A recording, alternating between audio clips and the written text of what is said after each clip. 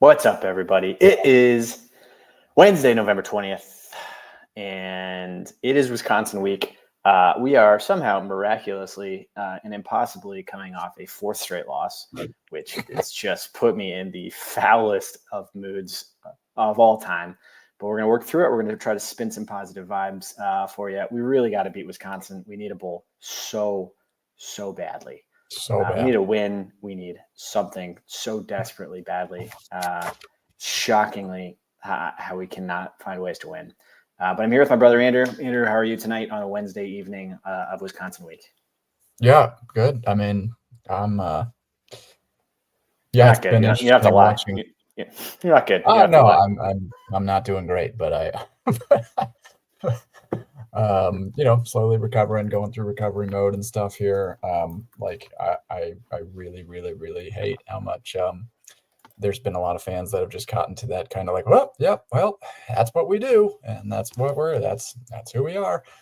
And I don't love watching what you're doing on Twitter because all of it's very true. It's all very true. And we're sorry to the fans that rely on Kool-Aid. There was none this week. And but we're gonna bring it back.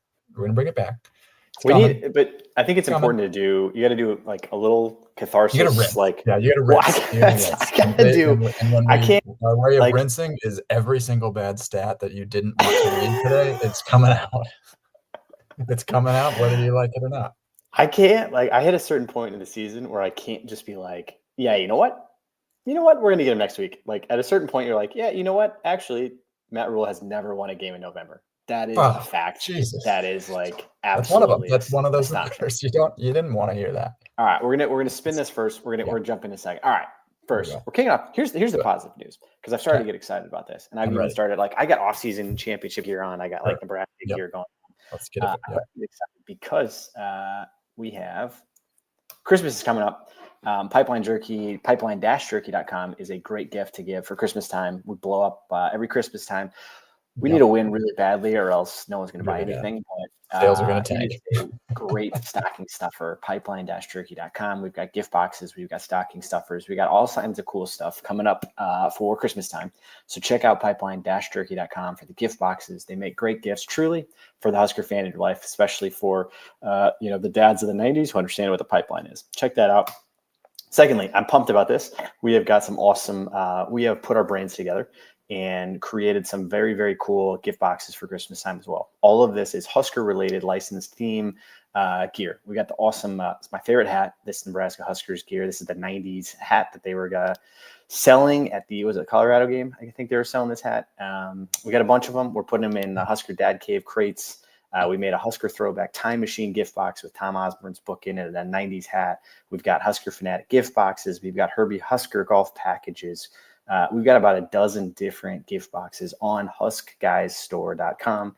So check out huskguysstore.com. We got some great shirts that are loaded up for Christmas time. The gift boxes are ready to go. So Black Friday is next Friday, and Cyber Monday is the Monday after. So get loaded up on some Huskers gear, huskguysstore.com. Little retail therapy. Retail therapy. Husker stuff's good. It's good for the rest of your life. What do you do when your team is stinking it up? You buy more. You double down. Buy more gear. And you buy cool. If you buy cool gear, you might be able to flip the vibes. Gear. Don't get the stupid stuff. Get the cool gear. Shirt. Dana Mania. Get a Huskers hat. Get a cool. I really like this hat. I wear this hat all the time. This is a just straight up Nebraska hat. And then, we got Pipeline Jerky covered. Underdog Fantasy. We're going to talk about it at the end because we actually got some live stats to run through. Use Husk Guys for a 50% deposit match. We got hundreds of you guys that have joined us already. I got some juicy bets down already. We got juicy bets down. I actually feel really confident about a bunch of the bets for our line now that I know how we're going to play. A lot of unders for our stat line coming up. But use Husk Guys. You get 50% deposit match. So you put $1,000 in, they'll give you 500. That's like free gambling money. It's great. Bet on the over-unders on the players for the Huskers players, wide receivers, running backs, as well as the opponents. It's a good time. It's good fun. And we're running a bunch of different Husk Guys events. So DM us if you want to join in. All right. We got to get some therapy going. We'll rip the Band-Aid off, and then we're going to get into positive vibes. But therapy-wise, obviously, we're coming off another 28-20 debauchery loss to USC. It is, debacle, debauchery. I can't even say the words. But debauchery it's like was after we lost. Debauchery was after. God, the spreadsheet of pain was added.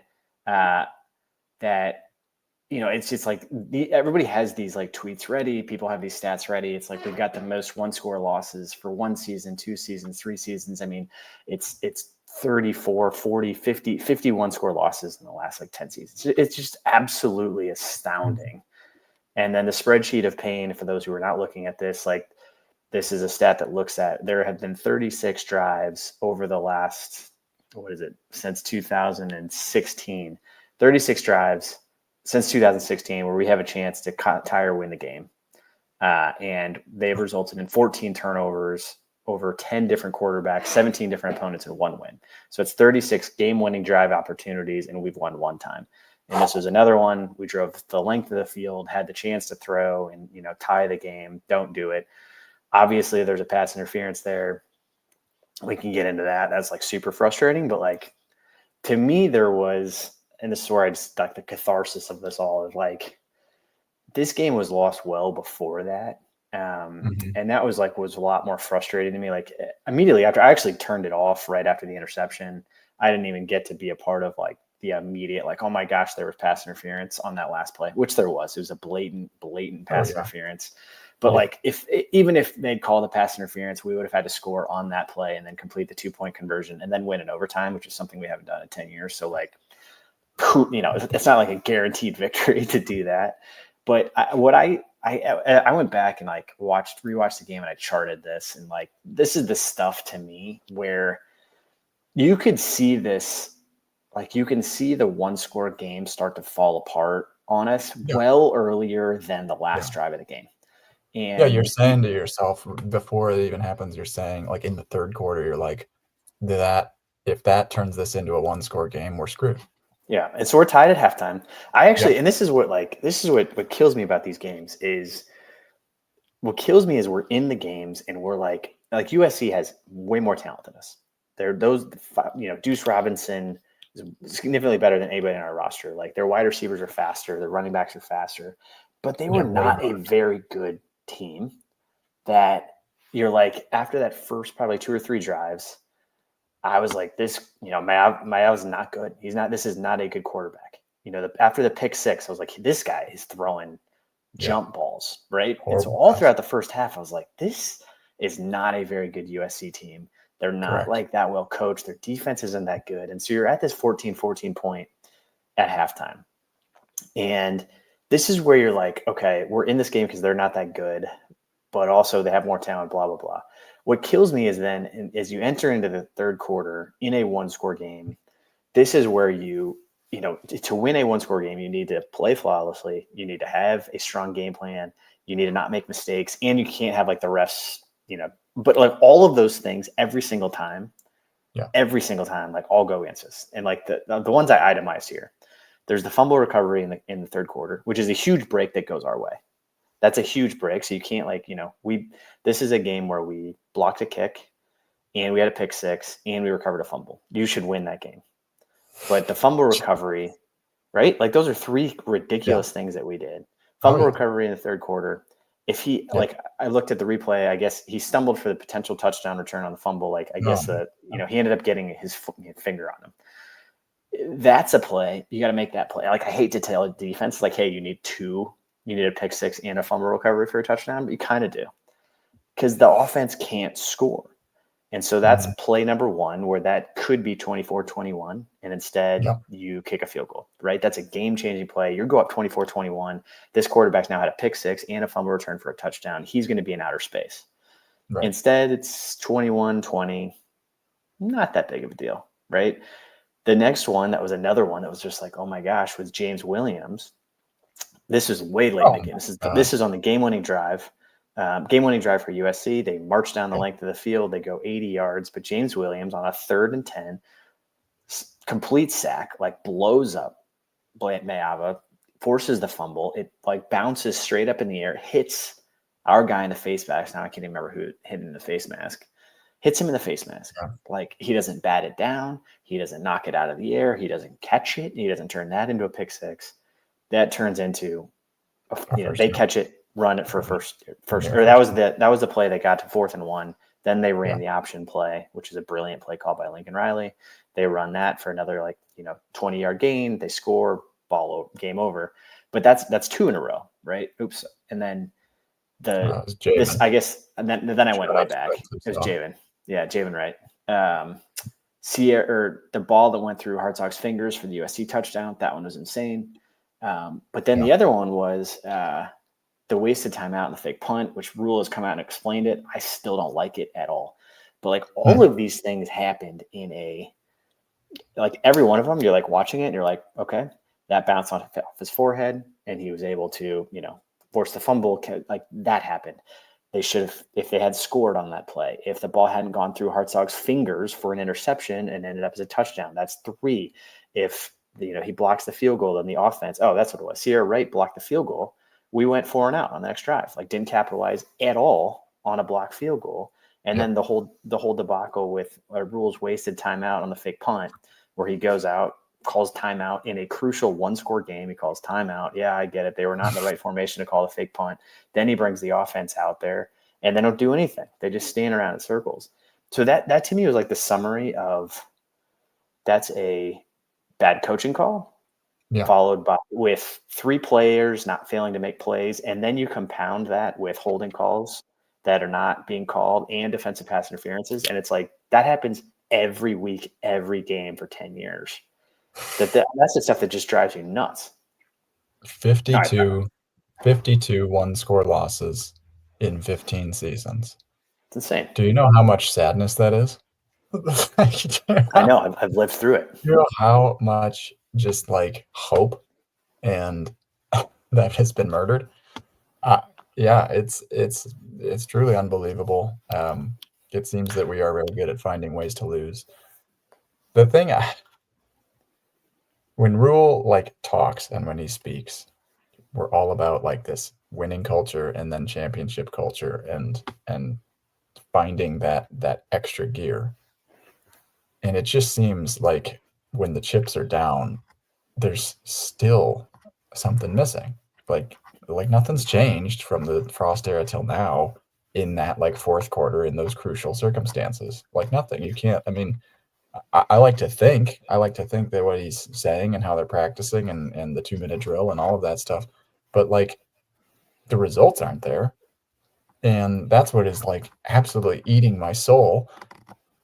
I like to think that Holgerson can come in and he's my hope right now. Yeah. Let him have the keys. He has called some of the best offenses of all time. He's going to say things that are going to piss people off. He's going to say things that are, maybe going to run some players off the team, and that's going to suck. Absolutely. But what we're doing right now makes it look like we are going in without a game plan to win the game. Nothing. When we have 3rd and short and we need these conversions, there was a point when we were 3 for 10 on 3rd downs against USC. I don't know what we finished at, but you can't do that. And simultaneously, USC was right around 50% or more. So those few first downs end up being a huge difference down the line. Yeah. We just fall apart the second half drives, that first drive, the second half. The final thing too is what was USC's longest drive of the entire game? The last drive, and it was right down our throats. 14 plays, and the defense, we were bending but not breaking. We had a couple of fortunate outcomes. USC had untimely penalties. They're undisciplined, as Andrew Hermes commented here too. But the defense has struggled with that over the last 2 seasons as well. Is in that fourth quarter, those crucial last drive, overtime. I mean, it started this year with overtime against Illinois. We need you right now. I know we've leaned on you all game. We've put way too much pressure on you. The offense stinks, but right now you need to have your best drive of the game, and they don't, or your best stop of the game, and a 13-play drive by USC. I mean, that happens every game. It's Illinois. It happened against UCLA. It happened against USC. So it's both sides of the ball. The offense is very lost, but hiring Dana with 3 games to go and ideally hiring him for a little bit longer term is the hope that we still need. Yeah, it's I guess hard the to only even other thing say. is that like we seemed to be focused on like quick completions and getting the ball out faster, and I liked that. And Rayola's completion percentage immediately went up. However, Yeah. he had 27 completions and averaged like 5 yards per pass play, and that's just not enough.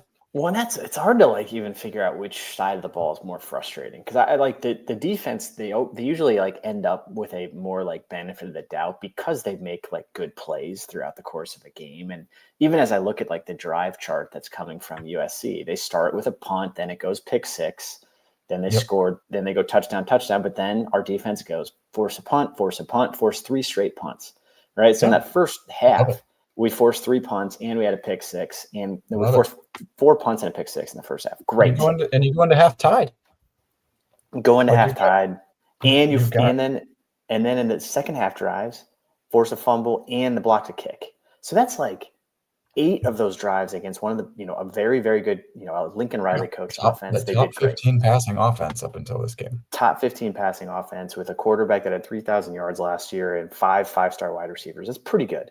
But to your point, when the chips are down and you're down 1 in the fourth quarter, 1 point.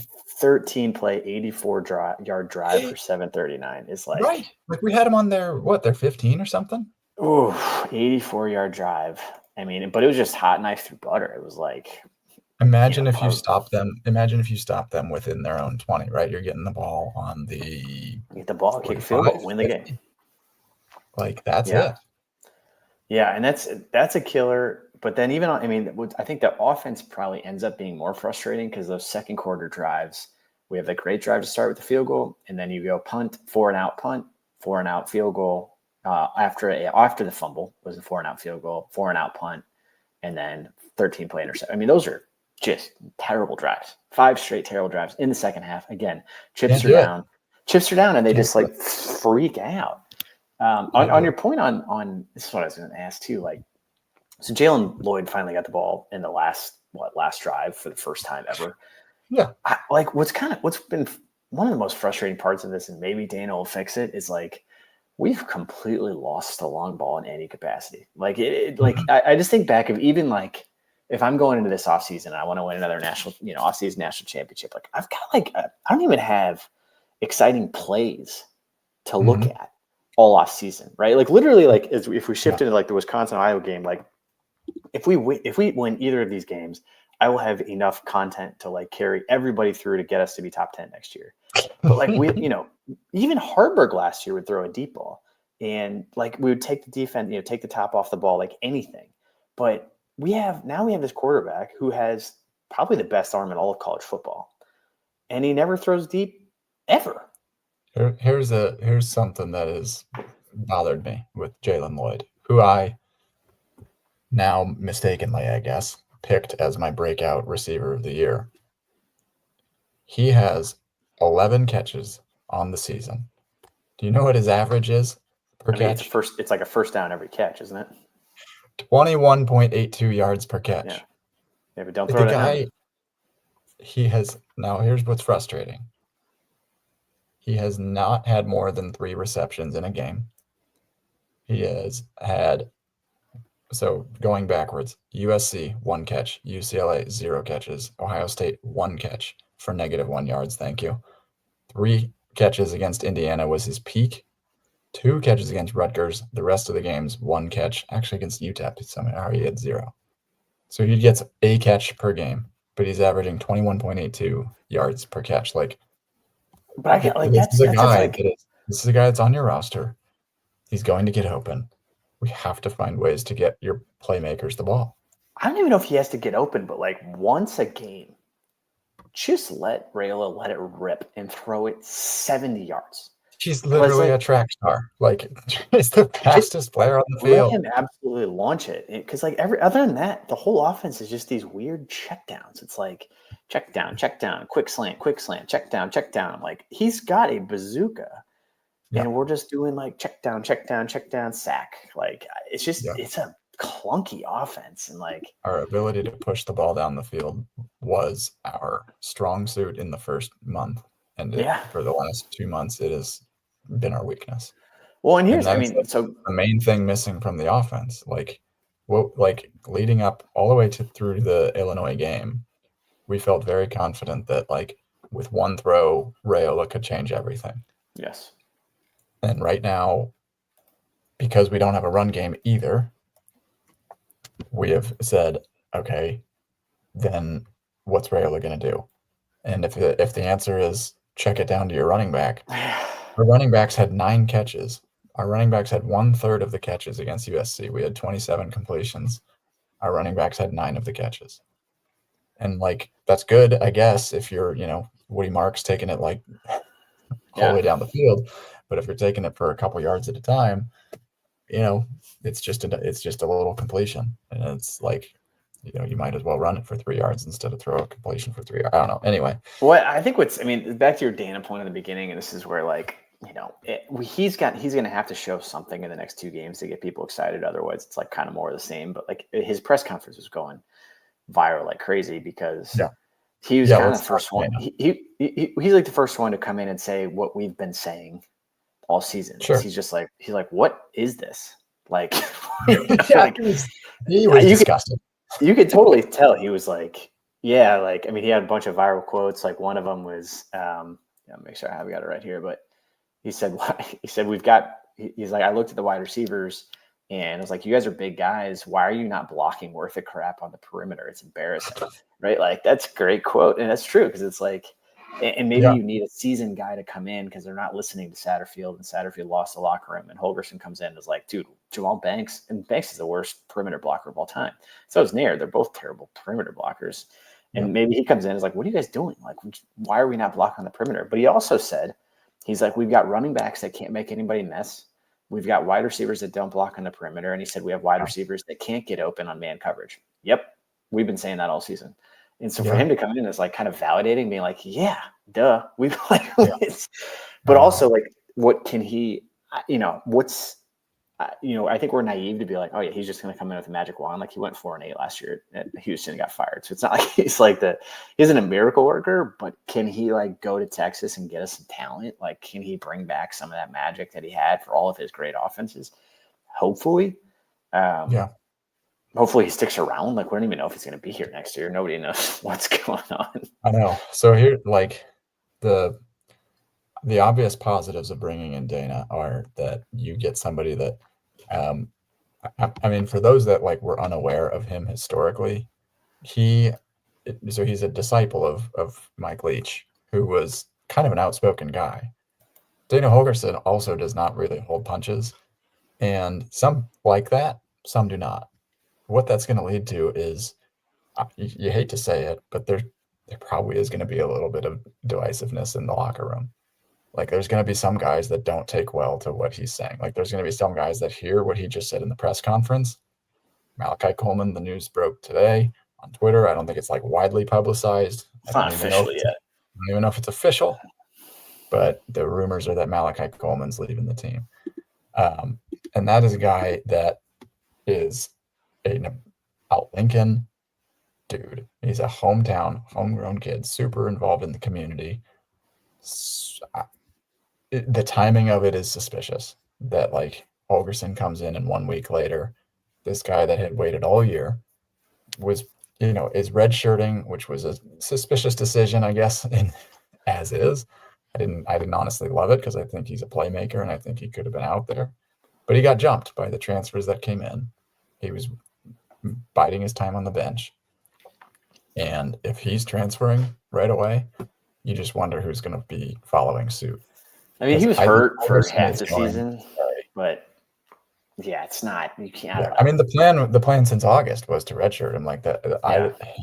I guess for that, I'm like, you want to see a 6'4" guy that runs a 10-4 100, like you see him out on the field. And for some reason, he couldn't get out there. He started playing like 2-3 games ago, and we just haven't seen him out of receiver at all. Like he hasn't jumped anybody. He was supposed to be a good perimeter blocker and everything as well too. So I think Dana coming in does 2 things. One, it could provide an electric spark. It could provide new eyes. It could provide somebody that, just like Mike Leach used to do, rest in peace, love that guy, he used to call it kind of how it was, and he used to kind of just not really hold those punches back. And truthfully, there are people that handle criticism well, and there are some that might not. It is a slight change in the culture. He's good friends with Rule. Rule's still the CEO and everything, but you do have to wonder, like, if Mal Coleman's transferring, like, who's following suit? And secondly, the corollary to that is, who do we just kind of like need to cut weight with? and just kind of say, this ain't working right now, and go out and be aggressive in the transfer portal. I mean, And like, who are you? to get guys Who that fit Holgerson's vision? who besides Rayola, and Rayola's had a rough month. There's no way around it. Who Yeah. besides Rayola are you like, we got to absolutely keep this person? Well, I think Ja'Cory Barney. no. I mean, I think it's your young receivers. Yeah. So like Ja'Cory. I mean, Demetrius Bell is hurt, but like we heard great things about him. He's got a bright future. Like you don't want to see guys like him leave. Um, I would say Dowd also like, yeah, I mean, he called him out, right? And he still has a bright future. Like he might be totally correct that like he's not seeing these holes. What if we can coach him up? What if I can change him? What if I can get him into a little bit of a better offensive system? He's got the tools. He's got the ability. I mean, same with guys like Emma Johnson. Like, I think that he can be a great asset. I think that him and Dowdle can be a good tandem for 2 more years. But they got to be put in the right system. They got to be put in the right places. And like, the O-line is going to be completely revamped. And then the defense is maybe another story. But anyway. I guess I just look at it like, nobody wanted Banks and Naylor to work more than we did. And like, they're fine, but like, they're not getting open. They're fine. They've been kind of fine all season. Barney's got that extra spark. Jalen Lloyd's got that extra spark. I think Bell's got that extra spark. Dowdell's been fine. He's been fine. Sure. He's not like, he hasn't had a single 100-yard rushing game all season. So it's not like he's just not like in a Zigbo. He's not like a, one of those guys that you can kind of lean on. Does that running back even exist? Can he be coached up? Maybe. I don't know. I think that's kind of like the big question, but that's where I kind of like look at him like, we're not going to have a single all Big Ten player on the whole roster. So it's, besides Ty Robinson, maybe. Robinson, probably. Yeah. Nash, and Ty and Nash. I guess I'm not even talking about the defensive side. I'm more just focused on the offensive side. We're not going to have any all Big Ten players or first, second, or third team. So like, that's where you're like, all right, there's no, besides Rayola, you're not like, I don't know. If Holgerson's like, we're going to get 15 new wide receivers, it'd be like, sweet. Yeah, but I have no idea how they grade linemen, but I would say Ben Scott has been very, very reliable. Yeah. Remember when we used to snap the ball just like 70 yards over our quarterback's head? No. We haven't done that. That's a new way to lose that we haven't done this year. All right, I do want to, because this. Oh shoot, I'm not screening, but pivoting into, I want to get into Wisconsin. I'll make sure we get in covering this. Okay. But should we just yell at the refs for 1 second? We got to yell at the refs for 1 second. So I mean, I truly so stupid. Okay, I want to take this, like, we have to fully like take accountability and say like, we listed 50 different reasons why we're not winning games. Like we're not, correct. We're calling timeouts at the wrong time. We are not making plays when we need to, like, all of those things. Those to me need to be addressed way more than this. But when you compound all of those things with the fact that I've got 6 screenshots here from the games against Ohio State and USC in very critical downs. Huge. Like, every one of these is on a critical down, not getting called holding. Like if you compound the fact that we can't make extra plays, and like if you're just winning a game, it doesn't matter, and like these plays are negligible. But like a lot of these, this is, even going around here, this is a this is the game winning play, or the game tying play was a definitive hold at the last play of the game, right? But then one of the other ones on Banks was right after the blocked field goal. This was a holding call in the top right. Jamal Banks was held. His entire jersey almost came off. No call. Would have been a first down. Kick the field goal, right? But that's another one. Like, does that flip the entire game? All of a sudden you go up 24-21.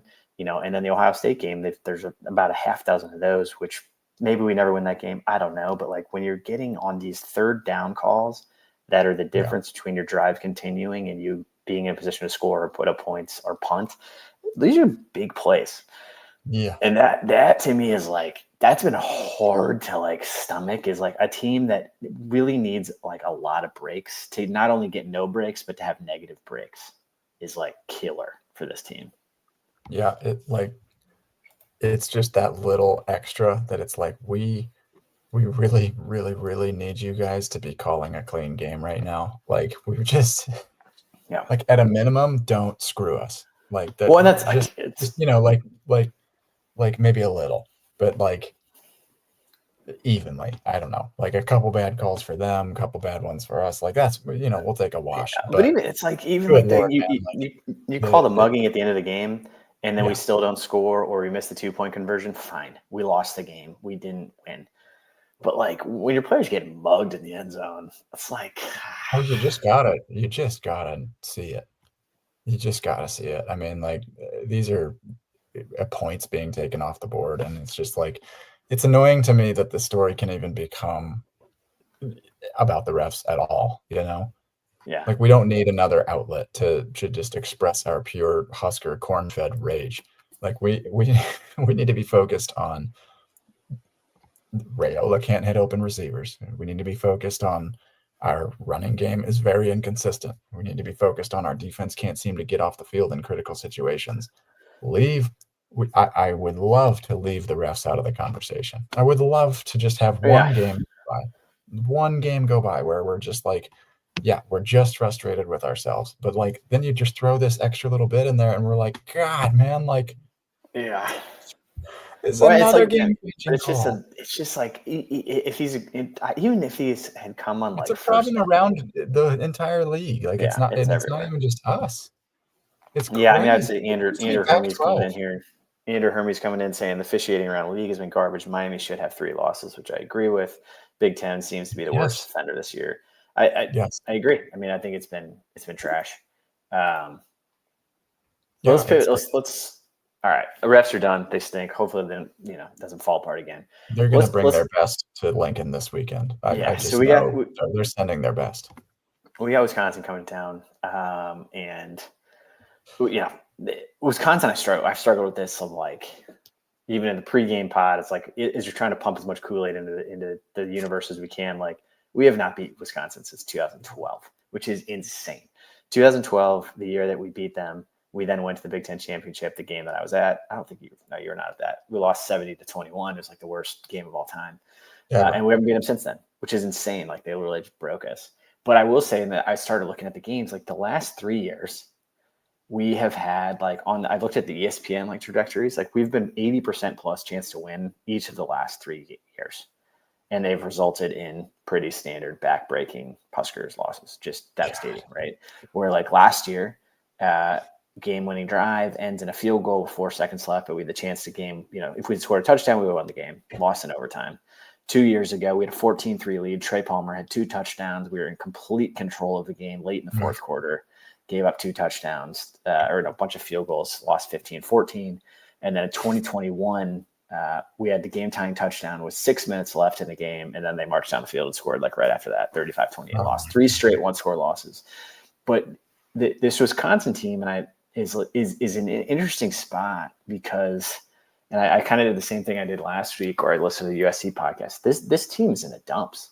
I mean, they're not like they're kind of right on the cusp of Fickle being on not hot seat watch, but they're like he's 12-10 in 2 seasons.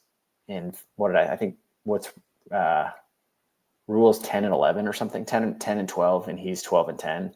Like they're right in sort of the same spot from what we thought Fickle was going to be. And I really wanted Fickle. Like I thought he'd be a slam dunk in Nebraska.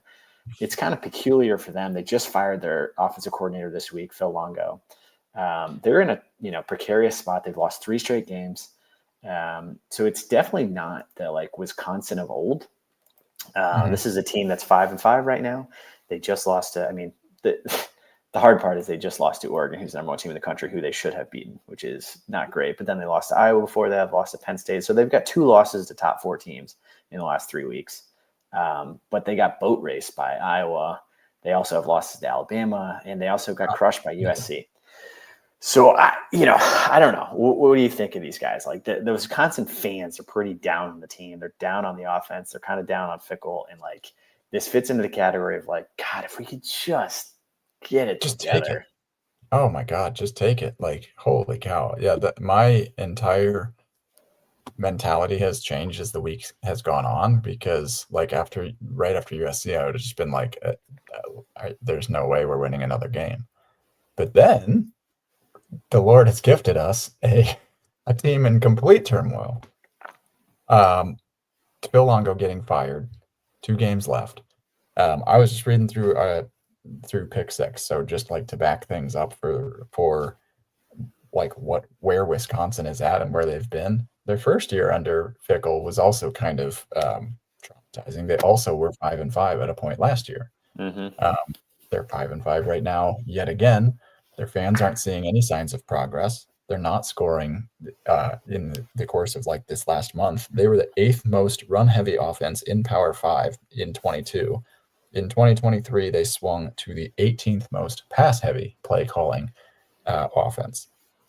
I had tweeted a couple of stats, like they've only run for over 200 yards. I mean, this is Wisconsin football. They've only run for 200 yards 6 times over the last 2 seasons. They've only run for over 200 yards twice this year. Granted, Nebraska's not been doing too much better here in the same regard, running the football. But like with this whole shift for Wisconsin, and then now Fickell was hired. I mean, he's like a defensive guru.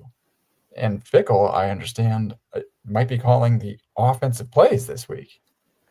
Well, his quote from quote early in the week was, "Why does it matter?" His quote. They asked him who's going to call the plays, and he said, "Why does it matter? I don't think it's really important." Luke, I guess it gives you the ability to point the finger. I was like, "Well, someone's got to call plays.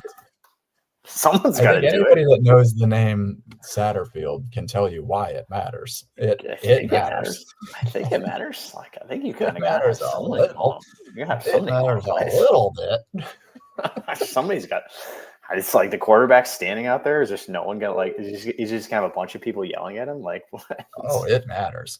So it's just interesting because Fickell was like, because he was the D coordinator back in the day. Yeah. With Ohio State, and then went to Cincinnati. Did great. Was a great head coach there. Comes to Wisconsin, but it's for his defensive pedigree. And so if he's calling the offensive plays, I'm just trying to imagine like Tony White like becoming an offensive coordinator all of a sudden. Yeah. I'm just like what? How does that go?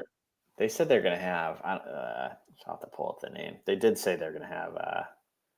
I think like whoever it is. Somebody's stepping up from it. Okay, well, I mean that would be good. Kenny Guyton is allegedly going to call the plays. Who has never called plays before? Never. He's the wide receivers coach who has never. Welcome to the show. He's never called plays before. The deal with them though is just that like they are in a little bit of a panic moment. Like they need to make a bowl game. We really need to make a bowl game. They had Ches Malusi, their starting running back, who was a stud. He was doing great. He stepped away from football earlier this year. Second season in a row, they've lost their starting quarterback. They lost Tanner Mordecai to the fractured hand last year. So this year, they cannot pass the ball, and they cannot seem to rely on the run game. Like they've had a couple of burst moments, I guess, but they are not passing the ball well, and they can't get out of their own way. And so you have 2 programs that are I could not exact same. We are literally the same. Yeah. I mean, the same. Like we're both 5-5. We are both desperately need a bowl game. We both have a second-year head coach. We are 100th for Nebraska and 96th in scoring offenses. They are both averaging between 23 and 24 points a game. It's unbelievable how close we are. And so Wisconsin has 19 rushing touchdowns on the year. What I think about them is like they've done a good job putting away like lesser opponents and doing it on the ground. We're built to stop the run. I feel like we have been all year. I think we've been a little bit better stopping the run than we have been the pass all year. They have 16 rushing touchdowns in their 5 wins. In their 5 losses, they have 3 rushing touchdowns. So Yeah, that's it right there. If they can't run the ball, if they can't score on the ground, they're not gonna. Their offense is not gonna go. The over-under's at 42. That seems insane. Like that's got to be an under. Like this game's going to be Yeah. 10-7, is it not? Oh yeah. Like it's Yeah. their defense is outstanding. I mean, the fact that they Yeah. shut down Oregon the way they did, they shut down Penn State the way that they did. Like their defense is extremely strong. I just think they're not Sure. going to score, and I don't think we're going to score. So I think it's going to be 10-7. It's going to come down to these excruciating like 2 or 3 plays that are going to make or break the game, and a couple holding calls, and God bless America. Like one of these has to. We're favored, which is insane to me. We're favored by 2.5 still. I know. You're catching a team in turmoil, and what has been like really frustrating over these past several years is how many times we've had. I mean, USC was a great example. USC was UCLA. 1-5. USC was UCLA. 1-5. USC was In one 1-5 in one-score games. Yeah.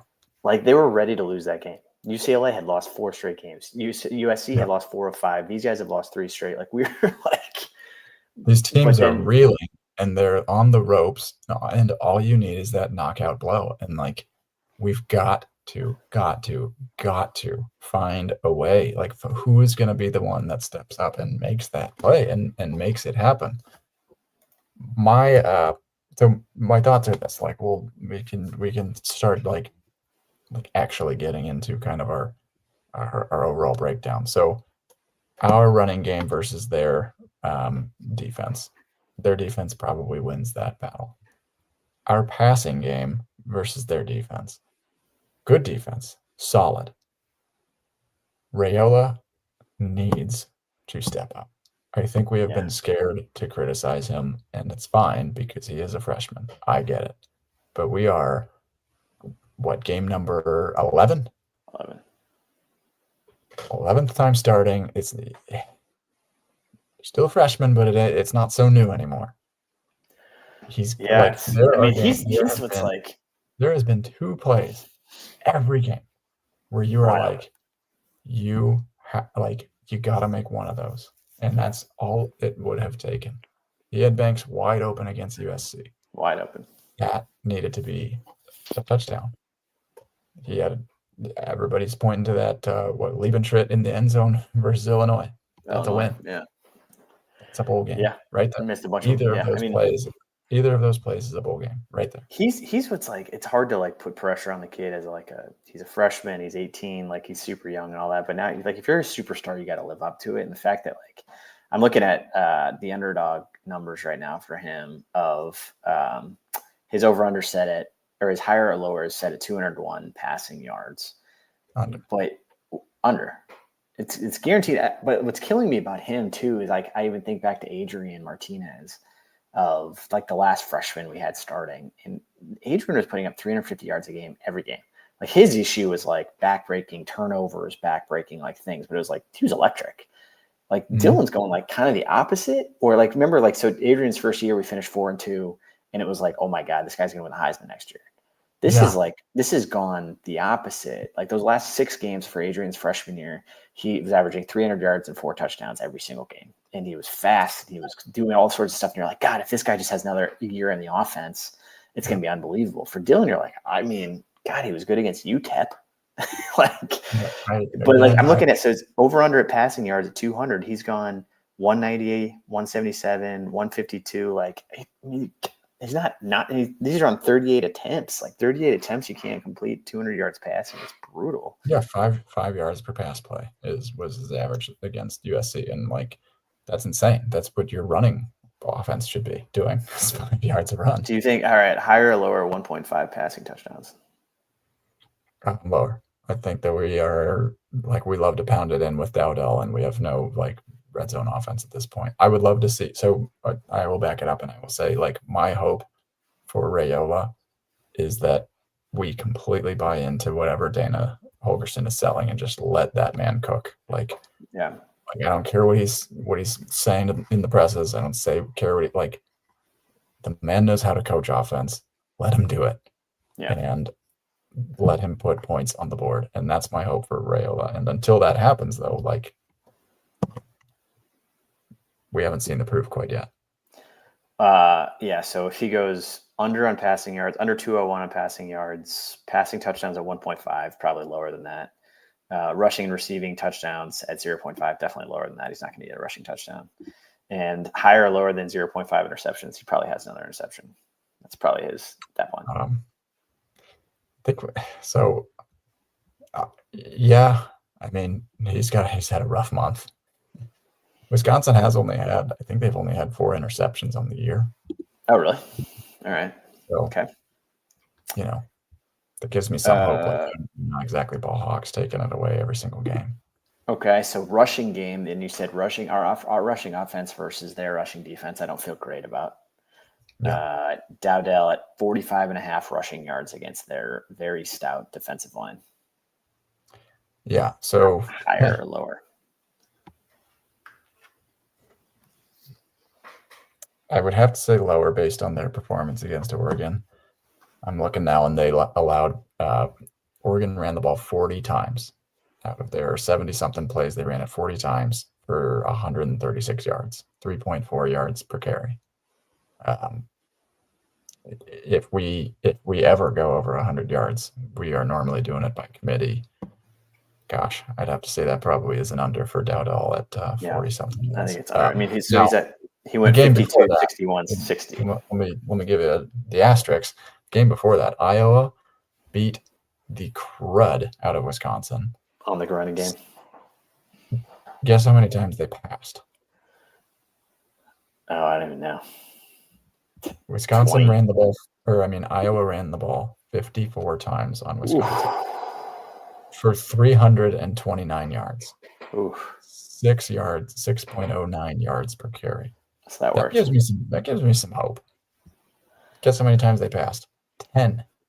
10 passes. That's great. That's what they're going to do to us in 2 weeks. Iowa threw the ball 10 times. It's brutal. So Penn State ran the ball for 173, Northwestern 127, Rutgers 168. So I guess I don't think their rush defense is as stout as it has always been. Most of their opponents that they have played have gone over 4 yards per carry. Penn State did 4.9, Northwestern 4.1, Rutgers 4.8 yards a carry, Purdue 3.8, USC 4.3, Alabama 5.3. So, there's yards to be had, I think, on the defense, what I'm saying, but probably not by a lot. Okay, passing-wise, we've got Barney's at 36, Nayor's at 34, and Banks is at 33. So basically like 33 for each of them. You need one of those guys to have a big game. Yeah. Who's it going to be?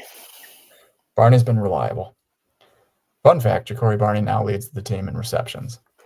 He's got 40 on the year, and it's the most by like 7 or 8, I think now. They're all like behind the line of scrimmage. It's like, yeah, but he's our guy that can stretch the field, and I think Holgerson absolutely is going to love a guy like him. Yeah, but he only had 2 catches against USC. Yeah, I guess it's hard to say so Nayer has not been reliable. Like he went for 80-something yards against UCLA, but over the course of the last month, you have not seen him get more than 4 catches in a game. And so 30 yards for him, if you're going to average, between 10 and 15 yards a catch, gosh, he's got to get 3 or more. And the numbers are just saying he's not really getting there. So Nayer's questionable. He's someone that could go for 200 or 0. Correct. Banks is probably a little bit more of a reliable choice, I think. And then Nayer went 15, 89, 18 in the last 3 games. So he had 15, 89, 18. There you go. Yeah. But so if you were to bet on those offense, so add in Rayola's stats with the running backs, pick 3 of those that you feel most confident. I feel my number 1 is Rayola under 201 passing yards, which is terrible to say, but I think that one's happening. And I think Banks over 33, I like, and Dowdell over 45. Those are my 3. I think under 200, over 45 rushing, and then over 30 from Banks as one guy who makes plays. What are your three on the offensive side? I would say, so Ja'Cory Barney's over under for receptions is 3.5 as well.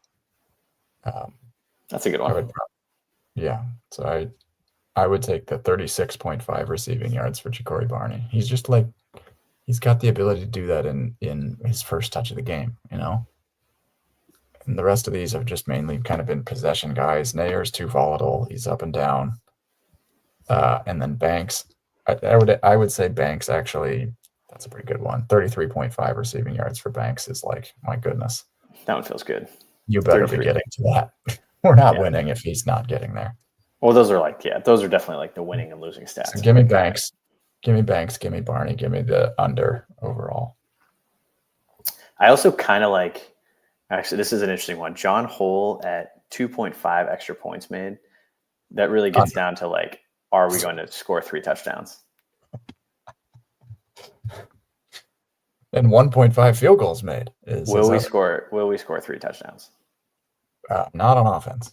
Not on offense. Okay. Well, I think sells that.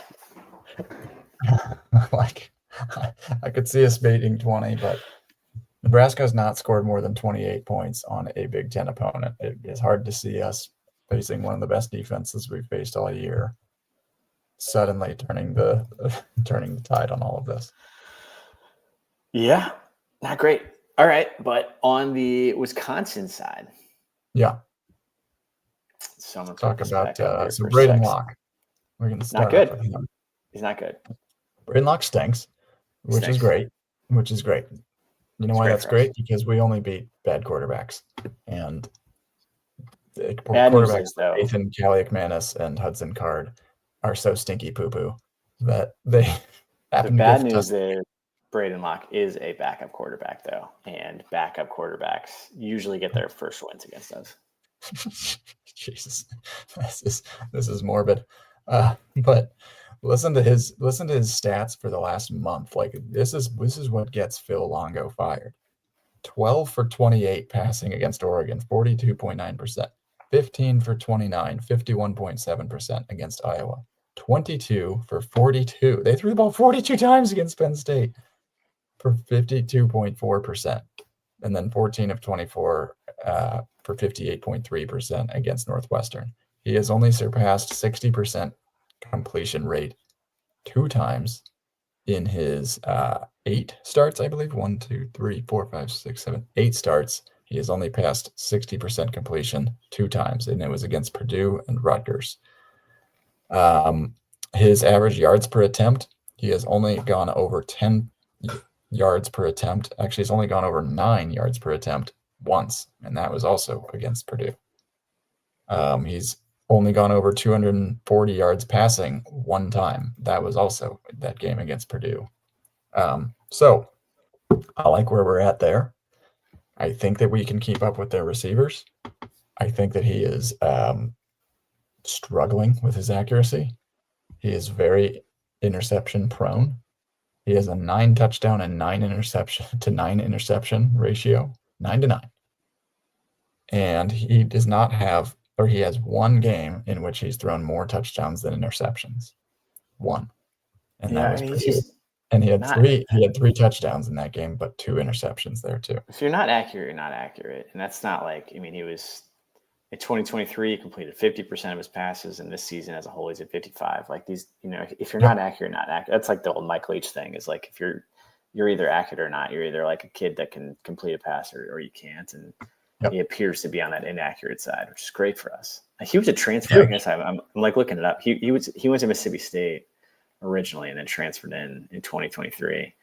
They've just had a string of like Tanner Mordecai and then Tyler Van Dyke. Like all these quarterbacks have really flamed out for them. It's super unlucky. I mean, like they haven't been able to do what they wanted to do. And like Phil Longo's now out of a job as a result. I think the bigger problem for Wisconsin has just been like they have not been able to run the ball reliably when they literally since I was born, that's all they wanted to do is run the ball. And then when Chez Malusi steps away and you're kind of, in scramble mode a little bit and their O-line is just not really getting it done. So they're trying to go pass heavy and trying to go pass heavy. I think like they're going to come out and have the most basic offensive plan imaginable. And they're either going to beat us up or they're not going to be able to do anything again. And I am very hopeful that Tony White can scheme up a defense to stop this offense because they are not exactly dynamic. Like they might be solid, but they're not like dynamic. They're not. They have nowhere near the playmakers that USC has. They don't have the quarterback. The Longo thing was interesting because, like, I was listening to some of their podcasts today. How they're like, he is a pass guy. He's a pass first guy, and that's a dramatic. Like this is their Bill Callahan. This is their like. We're gonna go away from like. Yeah, don't say that name. Well, no, but it's like they're. You can say that name when you're insulting other schools. That's fine. but like, so Bill Callahan comes in. He's like, hey, we're gonna run the West Coast offense. This is literally Phil Longo's thing in North Carolina. Was he just he threw the heck out of the ball down there, and like so for him to bring that up to Wisconsin, and then Wisconsin was like, oh yeah, we're just gonna like install this air raid when we have the best offensive line and the best running backs in the country. It's a bold move, and it hasn't worked out. And even like all these Wisconsin fans are like, all right, he's pulling the plug on the whole thing, and he's got to go a dramatically different direction. And this offensive coordinator hire for him is going to be like the biggest hire he makes, basically, because if he's not going to get to hire a third offensive coordinator, like this is it. You put your career on this. Like if he can't turn the thing around, the defense is like not the problem if they can figure it out on offense. Yeah, I would go back to their roots. I mean, they do, but it is like, do you keep throwing the ball like this much without Longo, or to your point, are they just going to run the ball 50 times? But our rush defense is good. Like we don't struggle with rush defense. We struggle with, the quick. Well, yeah, but that was also because like they spread the field on us. I don't know. We didn't do anything well, but yeah, I guess they were gashing us. I guess I'm just thinking of like. Illinois carved us up. Indiana carved us up on these short little crossing routes. We got carved up by like, Ohio State figured it out. Like all these guys, but rushing defense, we historically have done decently well. So it'll be interesting to see how they approach it. They've got Howie Walker, and he is a transfer from Oklahoma. He's actually averaging 4.7 yards per carry. He's got 10 rushing touchdowns on the year already. He's a pretty dynamic player. He runs the ball 18 times per game for 85 yards a game. So they're going to feed him, and I feel like they're probably going to feed him relentlessly. I think their receiving core, we should be able to keep up with them a little bit better than like USC's receiving core, for example, even UCLA's or Ohio State's. Like this is a little bit less of dynamic playmakers, but they do have a couple dudes that we're going to have to watch out for there. Let's see, running through it. So Vinny Anthony, he's their kind of one of their lead dogs. He's got 28 receptions. He's averaging 17 yards per reception. Will Pauling, he's their most reliable. He's got 42 catches on the year. He's hurt. Love that. Didn't see it. He's hurt, and so is their safety. They got two dudes who are like really banged up after that Oregon game. Wooler. I was looking for updates on Wooler. That would be huge if he's out. But what this ends up coming down to is like if our D line can stop them running the ball, and that Braden Locke's going to throw, he's going to throw a pick. I mean, it's a great opportunity for our fourth pick six of the year, and we've needed every single one. Yeah, I mean, they just have owned us so bad. It's so hard to like get off of this. And like their record is deceptive, like 5 losses, of which three of them are against teams that are going to playoff. Like an Alabama, Penn State, and Oregon loss. That's a tough schedule. That is 3 top 10 teams that they've lost to. But then, USC crushed them and Iowa crushed them. So it's like, all right, USC and Iowa aren't that good either, but it's tough to say which team's going to show up. Like they beat the heck out of Purdue, they beat the heck out of Northwestern, but beat the heck out of Rutgers. They get the potential to run it up for sure. But I think this is going to be close. It's just going to come down to all the things we talked about at the top of the hour of like you cannot have this compounding mistakes of bad timeouts and missed interceptions and missed calls and inability to like execute on a play. Like if you do those things, it's over. They're just going to find a way to win like they have every year for the last 10 years. But it's amazing to actually see, like, I mean, just on that note, like those backbreaking mistakes.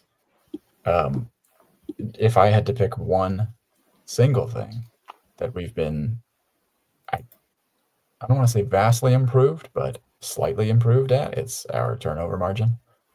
Wisconsin's -5 in their turnover margin on the year. And I mean, that could play a huge role. They've lost 9 interceptions and then 7 fumbles. That's a good amount. Like that's 1 to 2 times. That's 1 to 2 times per game over the course of 10 games. Like they're averaging 1.6 turnovers a game. So I mean, this is where our we're going to rely on our defense again. We knew it was going to come down to this. But that's what they want, and this is what we had last year. That was like, this is why we won games last year, and we just haven't been able to have these guys step up to win a game. They should want this. They should want the game on their shoulders. Tony White, like we know he can coach a good defense. We just haven't seen it this year. But I guess this is kind of my my parting spurts. Yeah, you see spurts, but then they don't finish the game. Like the spring flower, and then you're waiting for the rest of the garden. Yeah, they just don't play. Comes up because like some mole just demolishes your garden. Well, this was crazy. That so it's I'm probably in as dark of a place I've been on the Huskers in a minute, just because you say that, but like it's also like, man, we've been in some dark places, but like again, you win either of these 2 games, you win both of these games, it fixes everything. Literally everything is fixed. And if you had said before the season that we're going to come in against Wisconsin, who I thought would be 9-3, and they're 5-5, without their offensive coordinator, without their starting quarterback, without their starting running back, on a 3-game losing streak, you would sign up for that all day. You would also sign up for USC being on a 4 out of 5 game losing streak. You would also sign up for the fact that Iowa's starting quarterback is now out for the season, right? It is like, could not be set up better for us. Brendan Sullivan's out for the season, and Cade McNamara is also hurt. So you're like, they're on their 3rd string quarterback. All these games are like, you've got you got a 4-loss Iowa team and a 5-loss Wisconsin team. This is as good as an opportunity as you possibly have to salvage and save your season. Take it. Are you going to take it? Yep. And it's not on us. Like, we're going to be there. There's going to be 90,000 Nebraska fans at the game. Like, come on, senior day, go out and do it one. Yeah. Like literally the game we beat Iowa 2 years ago. Like, we hung on to that for 9 months. Like it doesn't take much. The bar is so low, but you cannot you just can't lose that. Like, that is, so beyond acceptable. To have some pride.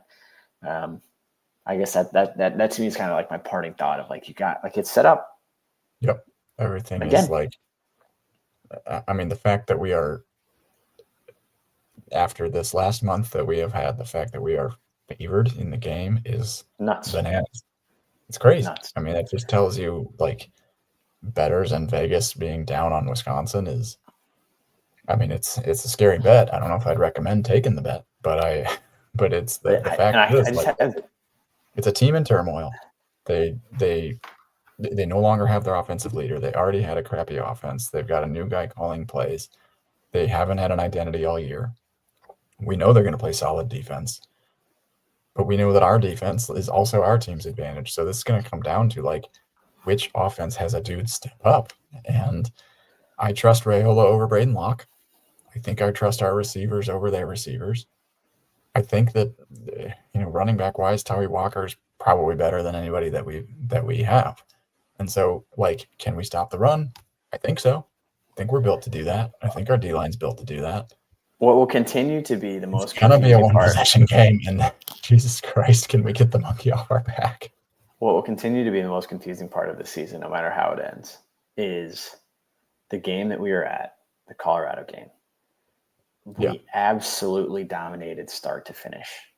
Dominated start to finish. Offense, defense, special teams. That Colorado team is going to go to the playoff. Yeah. It's unbelievable. They are beating the hell out of everybody. And it doesn't make sense to smack them. How do you peak in your second game? But to beat, Shedeur Sanders is going to be the number 1 quarterback taken in the draft. They're going to go to the playoff. Travis Hunter is going to be the number 1 overall player taken and win the Heisman Trophy. And we shut all of them down. And now UCLA comes to town. God, that was the best weekend of my life. best weekend of all time. Like that to me is like to go from like Shedeur Sanders and shutting him down in Lincoln to Braden Locke. I mean, he shouldn't even have a completion. It's like, what are we doing? Where did that team go? And why are if that team shows up, we win this 28-0, but that team has disappeared and they peaked in September. I don't get it. Oh my God, it's unreal. All right, I'm going to give you some rapid fire underdog fantasy over under. Use promo code HUSKGUYS to sign up. When you use HUSKGUYS, you get a 50% deposit match. All right, we're speaking of Braden Locke, who is a garbage sack of a quarterback, we think. We'll see. We think. 188.5 passing yards over or under. Lower. 188.5. Lower. All right, we're going lower on 188.5. I'm literally unlocking this bit as we speak. Good. So lower. Rayola, longest completion, 38.5 yards. Higher. Whoa. Okay. I'm going to do it. I'll have one. I think I'll have one. Do it because it makes no sense, but I'm going to do it. But he's also, but I would lock in with the highest level of confidence under 200 yards passing. Okay. Interesting. We're going to go to Dowdle again. 4.5 receiving yards. Higher. All we do is throw the screen passes. It was interesting, because he rarely does that, but with Holgerson last week, our running backs had 9 receptions. That's crazy. Okay. I like that. Tyree Walker, their starting running back. Will he have 80.5 rushing and receiving yards combined? No. Wow. I like that. Okay. Under. Lower. Under. Okay. Any reasoning? I think our rush defense is good. Like that. I just think I think our rush defense is good. I think they're in a tailspin on offense, and they scored 3 touchdowns the last 3 games. Yeah, I'm looking at his stats. Like he had 97 rushing yards against Oregon, so maybe I'm mildly concerned on that. But then he had 50, 52, and 59 the 2 weeks before that. So he isn't exactly like a bruiser every single week. And I don't know. We shut down the Rutgers kid, who's pretty darn good too. Yeah. My only concern on that line is I just wonder if they're going to feed him because they have nothing else going on. But that's true. Fair. All right. So then Ja'Cory Barney, longest reception, 19.5 yards. Yeah. Higher. He's going to be. I think he's going to be the one that finally has. He's going to be the one that. It's either him or Lloyd are going to have one big play. It's just one big play will happen. Wow. And it's going to be between him and Lloyd. Him and Lloyd. I like it.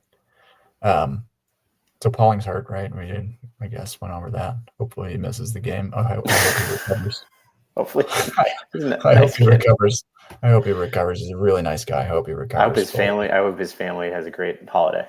But I just hope he doesn't play. He should take off through Thanksgiving.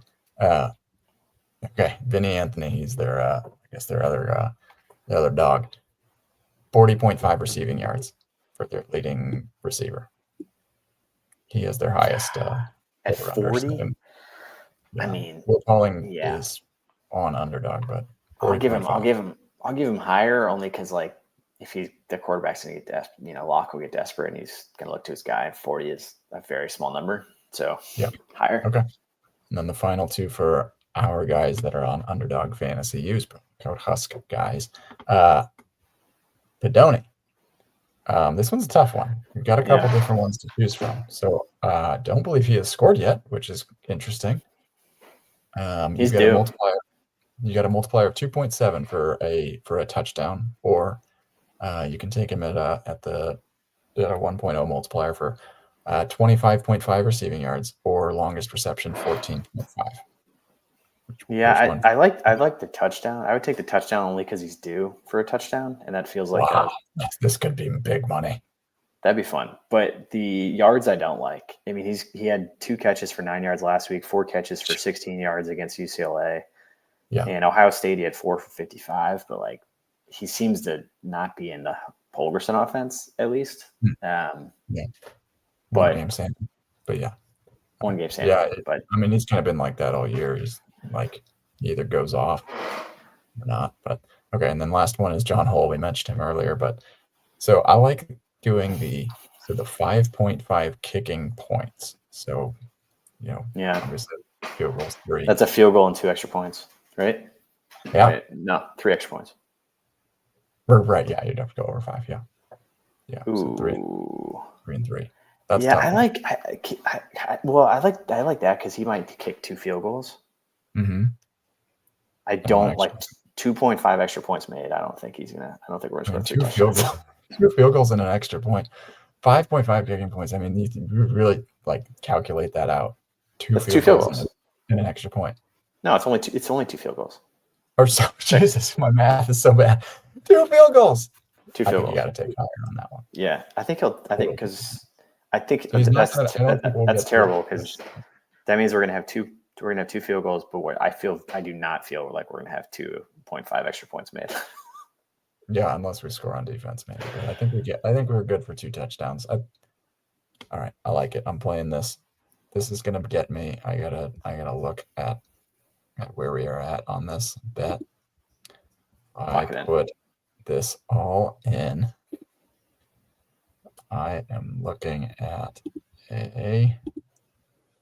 oh my god, if I get all 8 correct. $10,000. $10 down. $10 down for 960. Bam, rich. Done. All right, folks, we gotta wrap this thing up. Thanks for everybody for listening. We had 1,500 folks checking us out. It's amazing the Husker fan support that continues to come in. We're grateful for all you guys for listening to us, as always, even through a just incredibly grinding, struggling season. Let's turn this thing around. I mean, I would kill to have a pod next week where we get to talk and celebrate, which we have not done in over a month. It's like 43 days since our last win. Let's make it happen, folks. Go Big Red. Check out HuskersStore.com. Check out pipeline-turkey.com. We got some great holiday gifts that are coming for you guys. Holgerson's here for you. We got some Holgermania stuff. We got gift boxes, gift baskets. Check them out. Go Big Red. And let's beat Wisconsin. 7-5 with wins. 7-5 with wins over Wisconsin and Iowa. You would take that. You would have taken that. 8-5 if you win a bowl game. Bam! We're back. Win the bowl game because we'll face like God knows who in the bowl game, whatever bowl game. All right, folks. Go Big Red.